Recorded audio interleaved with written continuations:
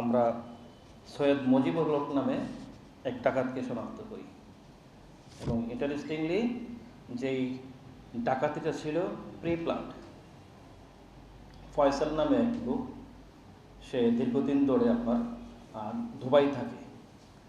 তার কাজ হলো যারা দুবাই এয়ারপোর্ট থেকে বা শারজা থেকে বা আবুধাবি থেকে বা রিয়াদ থেকে কোনো প্যাসেঞ্জার শাহ আমানত ইন্টারন্যাশনাল এয়ারপোর্টে আসে প্রবাসী, তাদের পার্টিকুলার সংগ্রহ করা, তাদের ছবি সংগ্রহ করা, তাদের মালামালগুলো শনাক্ত করা, ক্ষেত্র বিশেষে তাদের এয়ার টিকিটটাও একটা সংগ্রহ করা তাদের এই উদ্দেশ্য থাকে।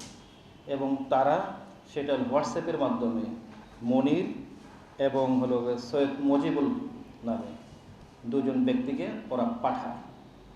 তারা এখানে বাংলাদেশ থেকে সেটা অপারেট করে। তো ইন্টারেস্টিংলি মনির আপনার যখন আমাদের প্রবাসী শামসুদ্দিন যখন নামেন শাহ আমানত ইন্টারন্যাশনাল এয়ারপোর্টে, নামার সাথে সাথে যে এয়ার বেল্টে যে মালামালগুলো আছে, বেল্টের কাছাকাছি মনির পৌঁছে যায়। আপনারা জানেন যে মালামালগুলো রিসিভ করতে 10 to 15 মিনিটস বা আরও সময় লাগে। সেই সময়টা সব তার সাথে আবার ওই হোয়াটসঅ্যাপে প্রেরিত যে তথ্যের সাথে সিমুলেট করে আর কনফার্ম হয়। তারপরে তারা সিগন্যাল দিয়ে যায়, হ্যাঁ টার্গেট পাওয়া গেছে। টার্গেটকে তারা ফলো করে কোন দিকে যাবে সেই রাস্তাটাও তারা শনাক্ত করে দেয়।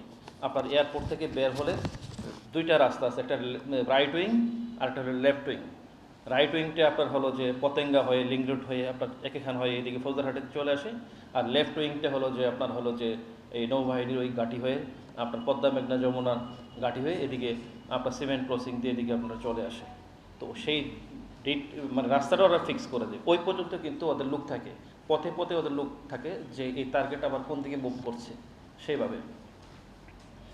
তারপরে তাকে ফলো করে এসে ওই বারুণীঘাটের এখানে তারা এই কাজটা করে।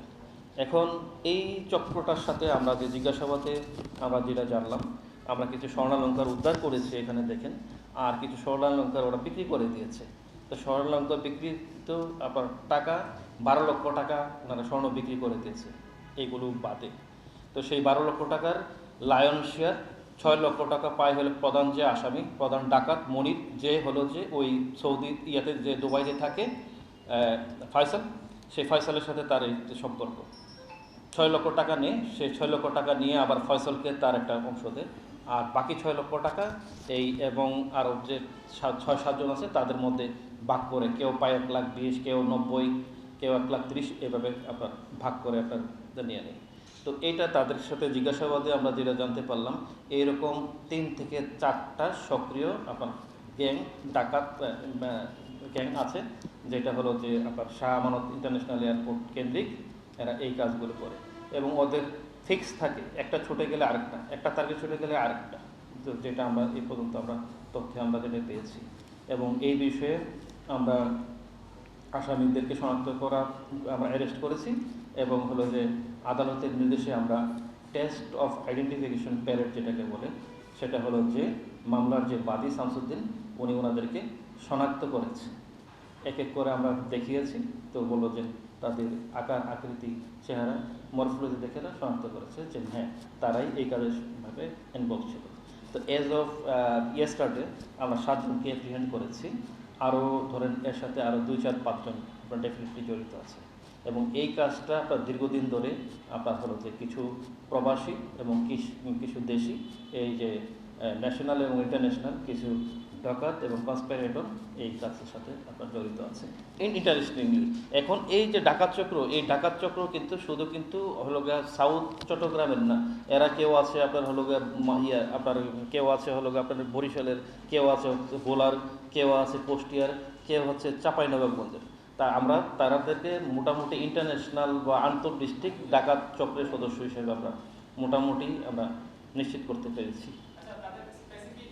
এই ধরেন হচ্ছে যে এই 2টা থানার এখানে বর্ডার, খালি শহর এবং হচ্ছে আপনার পাহাড়তলির বর্ডার, এই জায়গাটার মধ্যে থেকে দেখেন যে আপনার মানে আবার ওই দিকে বারুণীঘাট আছে, এই আবার ওইখানে বন আছে, এই টোটাল এই জায়গাটায় কিন্তু এখানে সিসিটিভি নেটওয়ার্ক নাই, আবার হলো যে স্ট্রিট লাইট যেগুলো সেইগুলোও নাই। তো এই জায়গাটাকে ওনারা বেছে নিয়েছে এবং এর আগেও এই ধরনের 2-4টা ছিনতাইয়ের ঘটনা আপনারা ঘটছে।